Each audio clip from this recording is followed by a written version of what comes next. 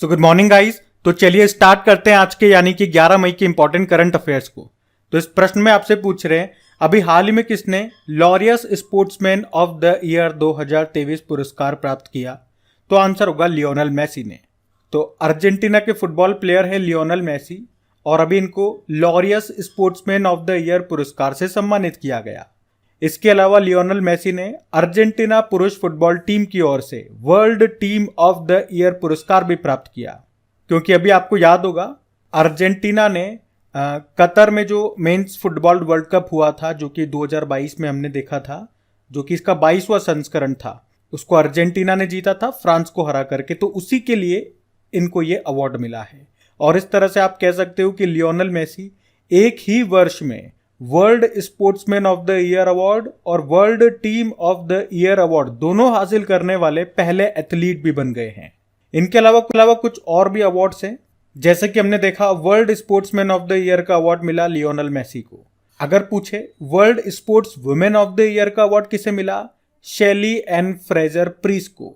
World team of the year का award मिला Argentina men's football team को, जबकि world breakthrough of the year का award मिला है कार्लोस अल्काराज को। और कार्लोस अल्काराज कौन है? ये टेनिस प्लेयर हैं, स्पेन के टेनिस प्लेयर हैं। लियोनेल मेसी की बात करें यहाँ पे तो अभी 2023 में ही हमने पढ़ा था कि best FIFA men's player of 2022 इनको चुना गया था, जबकि best FIFA women's player of 2022 किससे चुना गया था? एलेक्सिया पुटेलस को। वो स्पेन की रहने वाली है, बार्सिलोना की ओर से खेलती हैं। अच्छा, लियोनेल मेसी को अभी जो हमने कहा कतर में जो मेंस फुटबॉल वर्ल्ड कप हुआ था जिसको अर्जेंटीना ने जीता, उसमें गोल्डन बॉल अवार्ड मिला था लियोनेल मेसी को। अब आप कमेंट बॉक्स में लिख करके बताने का करो कि गोल्डन बूट अवार्ड और गोल्डन ग्लव अवार्ड किसे मिला था। और अभी जो फोर्ब्स ने हाईएस्ट पेड एथलीट की सूची जो जारी की है उसमें टॉप पे कौन है? क्रिस्टियानो रोनाल्डो हैं। ये भी थोड़ा सा ध्यान रखना। बढ़ते हैं आगे। चलिए फिर बताइए हाल ही में किसे अप्रैल महीने के लिए ICC men's player of the month चुना गया। तो आंसर होगा फकर जमान को। तो अप्रैल महीने के लिए हम बात कर रहे हैं, इसमें ICC men's player of the month चुना गया है पाकिस्तान के फकर जमान को। वहीं महिलाओं में अगर बात करें यानी कि ICC women's player of the month, तो वो चुना गया थाईलैंड की नारूमोल चाईवई को। बाकी आईसीसी की बात करें, स्थापना होती है 1909 में, हेडक्वार्टर इसका दुबई में है, सीईओ जॉफ एलार्डिस हैं और चेयरमैन है ग्रेग बार्कले। ध्यान रखना ये। बढ़ते आगे। चलिए फिर बताइए अभी मई 2023 में 42वां आसियान शिखर सम्मेलन का आयोजन कहाँ पे हुआ। तो आंसर होगा इंडोनेशिया में। बात कर रहे हैं आसियान समिट 2023 की। कौन सा संस्करण है? 42 नंबर का। अभी कब से कब तक हुआ? 9 से लेके 11 मई 2023 तक। कहाँ पे हुआ? इंडोनेशिया में हुआ। इंडोनेशिया में भी कहाँ पे? तो लाबुआन बाजो नाम की जगह पे हुआ। पिछले साल कहाँ पे हुआ था आसियान समिट? तो ये कंबोडिया में हुआ था, 41 नंबर का। और पहला समिट कब और कहाँ हुआ? तो पहला समिट हुआ था 1976 में, वो भी इंडोनेशिया में हुआ था।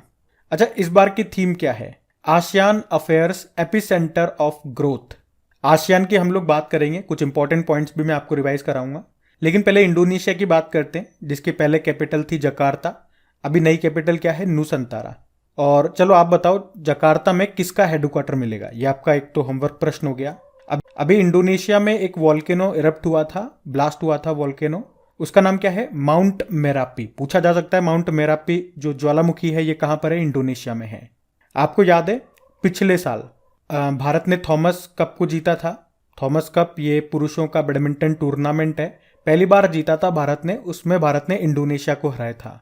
और अभी फीफा अंडर 20 वर्ल्ड कप 2023 ये पहले इंडोनेशिया में होने वाले थे, लेकिन अब ये अर्जेंटीना में होंगे, ये भी हमने पढ़ा था।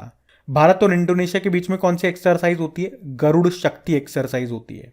देखो आसियान की फुल फॉर्म क्या होती है? Association of south east Asian nation. स्थापना इसकी कब होती है? 1967 में। हमने कहा है इसका हेडक्वार्टर मिलेगा इंडोनेशिया के जकार्ता में। क्या भारत इसका मेंबर है? भारत इसका मेंबर नहीं है। और अभी तक तो इसके 10 ही मेंबर कंट्रीज थे, लेकिन अभी इसका 11वां नया सदस्य बन गया है। उसका नाम जरूर याद रखना। आसियान देशों का 11वां सदस्य देश कौन सा बन गया ये प्रश्न आएगा तो तिमोर लेस्ते आंसर कर देना। और 2022 को आसियान भारत मैत्री वर्ष घोषित किया गया था। अभी 5वां आसियान भारत व्यापार सम्मेलन 2023 कहाँ पे हुआ? तो आंसर होगा कुआलालंपुर मलेशिया में। चलो बताओ, अभी आसियान भारत समुद्री अभ्यास कहाँ पे हुआ था? ये सिंगापुर में हुआ था। वैसे इस बार भारत किसको होस्ट कर रहा है? एक तो G20 को, और एक शंघाई कोऑपरेशन ऑर्गेनाइजेशन की अध्यक्षता वो भी भारत के पास है। ये पॉइंट भी जरूर याद रखना। हम बढ़ते हैं आगे। फिर अगला प्रश्न है, अभी हाल ही में बच्चों के लिए डिजिटल स्वास्थ्य कार्ड लॉन्च करने वाला पहला राज्य कौन सा बन गया है? तो आंसर होगा उत्तर प्रदेश। तो अभी उत्तर प्रदेश सरकार ने स्कूल स्वास्थ्य कार्यक्रम शुरू किया। कौन सा? स्कूल स्वास्थ्य कार्यक्रम। और इसके तहत इन्होंने बच्चों के लिए डिजिटल स्वास्थ्य कार्ड लॉन्च किए हैं। और इस तरह से आप कह सकते हो कि उत्तर प्रदेश बच्चों के लिए डिजिटल स्वास्थ्य कार्ड बनाने वाला या लॉन्च करने वाला पहला राज्य बन गया है। क्या होगा इसमें? क्या हो रहा है इसमें? बच्चों का शारीरिक व मानसिक परीक्षण करके उनका डिजिटल हेल्थ कार्ड बनाया जा रहा है। और इससे फायदा क्या होगा? तो जब भी बच्चा बीमार होगा वो डॉक्टर के पास जाएगा, तो उस कार्ड के जरिए जो डॉक्टर होगा उस बच्चे के स्वास्थ्य से संबंधित जो भी डेटा है अभी तक, जैसे बच्चे को कब कब कौन सा रोग हुआ, कैसे इलाज चला, क्या क्या दवाइयाँ ली, ये सब उसको पता चल जाएगा। इससे डॉक्टर को भी आसानी होगी और आपको भी आसानी होगी कि डॉक्टर के पास भाई हमें अलग अलग पर्चे संभाल के नहीं रखने पड़ेंगे। उस एक कार्ड के अंदर उसका पूरा हेल्थ से रिलेटेड जो भी डेटा होगा वो आ जाएगा। अच्छा, इसके अलावा उत्तर प्रदेश सरकार बच्चों को 25,000 रुपये का स्वास्थ्य बीमा भी दे रही है। ये पॉइंट भी ध्यान रखना। और अभी ये जो कार्यक्रम है ना, स्कूल स्वास्थ्य कार्यक्रम, ये अभी लखनऊ में शुरू हुआ है। ये भी याद रखना। अब बात यहाँ पे उत्तर प्रदेश की है, तो ये रहा मैप में यूपी। देखो, उत्तर प्रदेश की कैपिटल क्या है? लखनऊ है। लखनऊ गोमती नदी के किनारे स्थित है। भारत की पहली पैरा बैडमिंटन अकादमी कहाँ पे खोली गई? लखनऊ में। ब्रह्मोस विनिर्माण केंद्र बना है लखनऊ में। और हमारे जो रक्षा मंत्री हैं राजनाथ सिंह, उनका निर्वाचन क्षेत्र भी है लखनऊ। बाकी मुख्यमंत्री योगी आदित्यनाथ हो गए। इनके ऊपर एक बुक आई थी, द मॉन्क वु ट्रांसफॉर्म्ड यूपी, उसको लिखा शांतनु गुप्ता ने। गवर्नर आनंदीबेन पटेल हो गई हैं। 8 राज्य हैं जो उत्तर प्रदेश से सीमा बनाते हैं। कौन कौन से? उत्तराखंड, हिमाचल प्रदेश, हरियाणा, राजस्थान, MP, छत्तीसगढ़, झारखंड और बिहार। और एक यूनियन टेरिटरी है दिल्ली। और एक देश भी है नेपाल। यहाँ का राजकीय पक्षी सारस है। पशु है बारहसिंगा, जो कि मध्य प्रदेश का भी है। चलो यूं बताओ, अभी उत्तर प्रदेश में खेलो इंडिया यूनिवर्सिटी गेम्स का आयोजन होना है 2023 में, जो कि 2022 वाला संस्करण है। उसका मैस्कॉट क्या रखा गया है? मैस्कॉट का नाम क्या है? वो मैस्कॉट बारहसिंगा को ही रिप्रेजेंट करता है। नाम बताओ अभी आप, मैं आपको आगे बताऊंगा। बाकी यहाँ का राजकीय वृक्ष अशोक का है, पुष्प है पलाश का और फल है आम। यहीं पे आपको नारोरा न्यूक्लियर पावर प्लांट मिल जाएगा। और याद रखना, देश का तो 53वां, लेकिन उत्तर प्रदेश का चौथा टाइगर रिजर्व कौन सा बना? Ranipur tiger reserve. उसी तरह से देश का तो 33वां, लेकिन उत्तर प्रदेश का दूसरा एलिफेंट रिजर्व कौन सा बना? तराई एलिफेंट रिजर्व। बाकी अभी हमने पढ़ा उत्तर प्रदेश का पहला फार्मा पार्क ये किस जिले में स्थापित किया जाएगा? ललितपुर में। उत्तर प्रदेश सरकार ने डिज्नीलैंड के आधार पर रामालैंड की योजना भी बनाई है। अभी काशी तमिल संगम का आयोजन कहाँ हुआ? वाराणसी में। गंगा पुष्करोलु कुंभ का भी आयोजन हुआ वाराणसी में। 12 साल के अंतराल के बाद आयोजन होता है इसका। कौन करते हैं? तमिल समुदाय के द्वारा। अभी वन वर्ल्ड टीबी समिट भी हुई वाराणसी में। और वाराणसी से याद आएगा, वाराणसी और असम के डिब्रूगढ़ के बीच में एक क्रूज सेवा शुरू हुई थी। उस क्रूज का नाम गंगा विलास है। जबकि रोपवे सेवाओं को सार्वजनिक रूप से उपयोग करने वाला पहला शहर वाराणसी ही है। और वो जो मैस्कॉट मैंने शुभंकर आपसे पूछा, उसका नाम जीतू है। ध्यान रखना ये पॉइंट्स। बढ़ते हैं। चलिए फिर बताइए, हाल ही में वर्ष 2023 के पुलित्जर पुरस्कार के अंतरराष्ट्रीय रिपोर्टिंग श्रेणी का विजेता कौन बने? तो आंसर होगा न्यूयॉर्क टाइम्स। देखो, पुलित्जर पुरस्कार की हम यहाँ बात कर रहे हैं। ये अमेरिका का पत्रकारिता में सर्वोच्च पुरस्कार इसे कहा जाता है, जिसकी शुरुआत होती है 1917 में। और ये जो पुरस्कार है, ये एक अमेरिकी आधारित पत्रकार या संगठन को ही दिया जाता है। ये पुरस्कार कई कैटेगरीज में ये दिया जाता है, पर सबसे इंपॉर्टेंट जो कैटेगरी है वो है अंतरराष्ट्रीय कैटेगरी। उसमें मिला है न्यूयॉर्क टाइम्स को। और पब्लिक सर्विसेज में एसोसिएटेड प्रेस को मिला है ये अवार्ड। वैसे तो और भी कई सारी यहाँ पे श्रेणियां हैं, कैटेगरीज हैं। मैं यहाँ पे फोटो लगा देता हूँ, आप पढ़ना चाहें तो इसको पॉज करके रीड कर लीजिएगा। लेकिन जो इंपॉर्टेंट कैटेगरी है वो मैंने आपको बताई, वो आप ध्यान रखना। और इसी से मिलता जुलता एक है प्रित्जकर पुरस्कार। ये किस फील्ड में दिया जाता है? ये आर्किटेक्ट, वास्तुकला के क्षेत्र में दिया जाता है। और अभी ये पुरस्कार किसको मिला था? तो आंसर होगा सर डेविड एलन चिपरफील्ड को। तो वो भी याद रखना नाम, वो भी इंपॉर्टेंट नाम है। अच्छा चलो, यहाँ पे 1-2 प्रश्न मैं आपसे पूछ लेता हूँ आपका टेस्ट हो जाएगा कि कितना आपको याद है पुरानी चीजें। गणित के लिए जो एबल पुरस्कार दिया जाता है, अभी वो किसे दिया गया ये बताओ। अभी 2022 के लिए सरस्वती सम्मान, ये किसे मिला ये बताओ। और अभी 32वां व्यास सम्मान 2022 के लिए मिला, किसे मिला ये भी बताओ। ये 3 प्रश्न पूछे, इनके उत्तर दे दो, हम बढ़ते हैं आगे। चलिए फिर बताइए, प्रोजेक्ट संजय का संबंध किससे है? तो आंसर होगा भारतीय सेना। तो वर्तमान में भारतीय सेना का मुख्य उद्देश्य क्या है? भविष्य के लिए खुद को तैयार करना और जितनी भी टेक्नोलॉजी है जो सेना के क्षेत्र में इस्तेमाल की जा सकती है उसे सही ढंग से सीखना और स्वयं को घातक और चुस्त बल में बदलना। तो इसी के उद्देश्य को प्राप्त करने के लिए भारतीय सेना ने प्रोजेक्ट संजय नाम से एक परियोजना को शुरू किया है, जो सेना को मजबूत बनाएगी और ये सेना के युद्ध क्षेत्र निगरानी प्रणाली के निर्माण पर केंद्रित है। इस प्रणाली का जो मुख्य उद्देश्य है वो ये है कि जितने भी कमांडर और कर्मचारी हैं उन्हें तेजी से निर्णय लेने के योग्य बनाया जाए, निर्णय जल्दी जल्दी ले पाए, इसके लिए उन्हें तैयार किया जाए। क्योंकि वहाँ आर्मी में क्या होता है, जब दुश्मन आपके सामने आ जाए तो आपको क्विक एक्शन लेना है। हमारी तरह सोचने नहीं लग जाते, हाँ करूँ नहीं करूँ, हाँ देखते हैं क्या करूँ क्या नहीं करूँ, ऐसे नहीं। क्विक एक्शन लेना होता है कि 4 लोग उधर जाओ, 5 लोग उधर जाओ, बचे हुए मेरे पीछे आओ। तो एक लाइन में याद रखना कि प्रोजेक्ट संजय ये इंडियन आर्मी के द्वारा शुरू की गई योजना है, जो कि इंडियन आर्मी को सशक्त बनाने के उद्देश्य से लाई गई है। देखो, भारतीय सेना में अगर बात करते हैं तो हमारे आर्मी चीफ कौन है? मनोज पांडे। नेवल चीफ कौन होंगे? आर हरि कुमार। और एयर चीफ मार्शल कौन है? विवेक राम चौधरी हैं। ये याद रखना। बढ़ते हैं आगे। चलिए फिर बताइए, हाल ही में किस राज्य की पुलिस ने ऑपरेशन मर्यादा को शुरू किया? तो आंसर होगा उत्तराखंड। तो अभी उत्तराखंड पुलिस ने धार्मिक स्थलों पर गंदगी फैलाने, हुड़दंग करने वाले और मादक पदार्थों का सेवन करने वालों के खिलाफ ये ऑपरेशन मर्यादा को शुरू किया है।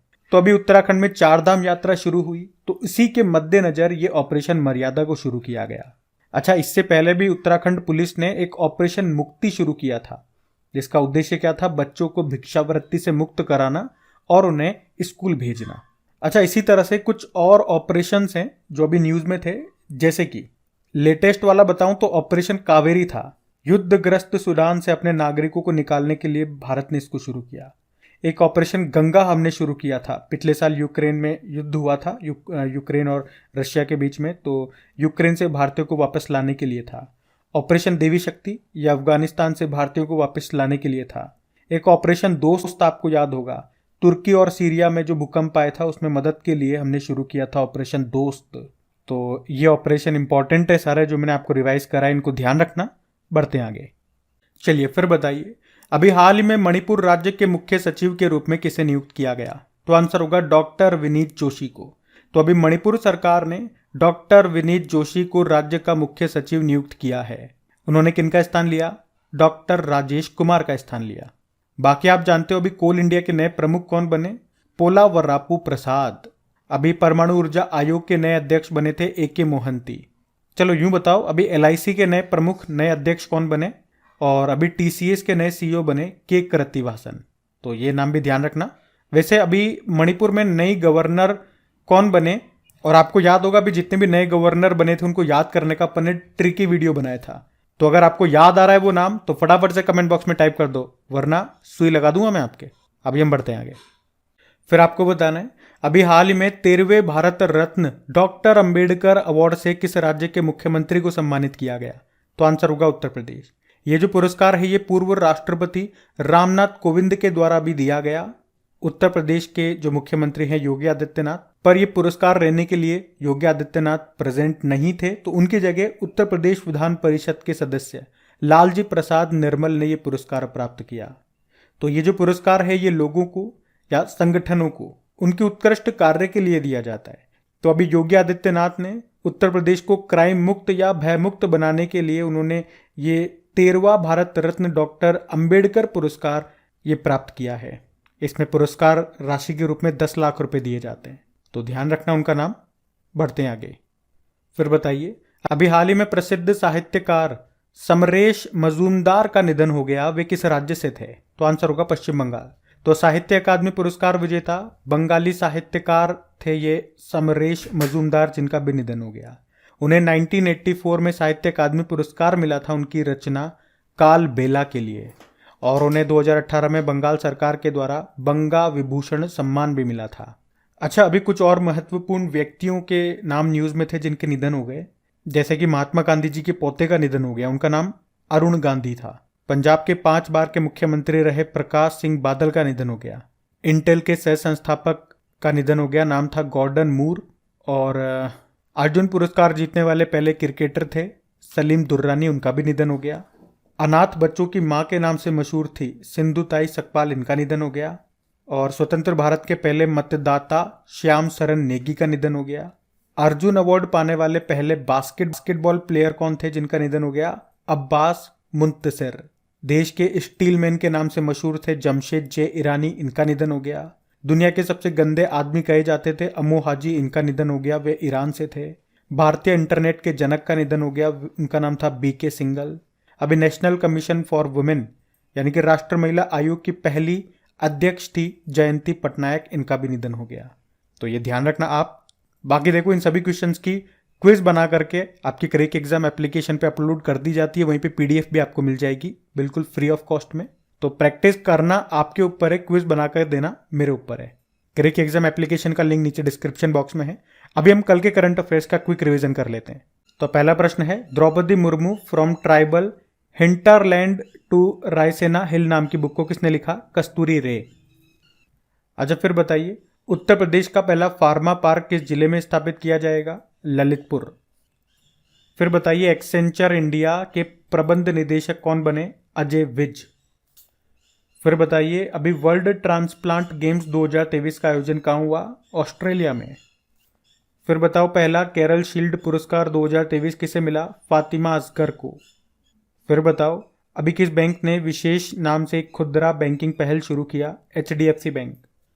फिर बताओ, हाल ही में जारी एवरेस्ट वार्षिक IT सर्विसेज रैंकिंग में पहले स्थान पे कौन है? एक्सेंचर है, दुनिया की सबसे बड़ी IT कंपनी है ये। फिर बताइए, हाल ही में लॉन्च की गई my life as a comrade, ये किसकी आत्मकथा है? के शैलजा की, केरल की पूर्व स्वास्थ्य मंत्री हैं। और फिर बताओ, भी इसरो ने किस नाम से छात्रों के लिए एक ऑनलाइन प्रशिक्षण कार्यक्रम शुरू किया? तो आंसर होगा स्टार्ट। बाकी वीडियो एंड होने पे मैं आपको याद दिला दूं, सेशन अच्छा लगा है तो प्लीज़ लाइक ज़रूर कर देना, भूलना मत। और दोस्तों के साथ में एक बार शेयर ज़रूर करना। व्हाट्सअप हो गया, फेसबुक हो गया, कहीं स्टेटस लगा सकते हो तो लगा देना, पर शेयर ज़रूर करना। और टेलीग्राम पे भी आप मुझे ज्वाइन कर सकते हैं, वहाँ आपको नोटिफिकेशन मिल जाएगा या जो भी अपडेट होगा, लिंक डिस्क्रिप्शन बॉक्स में है। अब होमवर्क प्रश्न देखते हैं और सेशन एंड करते हैं।